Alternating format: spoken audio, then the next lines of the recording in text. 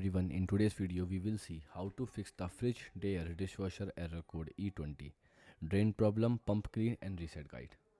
So in the fixed one you can clean the drain filter, turn off the dishwasher and unplug it, then open the door and remove the bottom rack, then twist and take out the drain filter, then after wash the filter under running water and remove all the food and drips, then put the filter back and lock it to the place. Then after in the fix 2 you can check the drain hose, pull the dishwasher slightly forward, look at the drain hose behind the unit, straighten the hose if it's bent or kinked, then remove any blockage inside the hose. Then after in the fix 3 you can clean the air gap.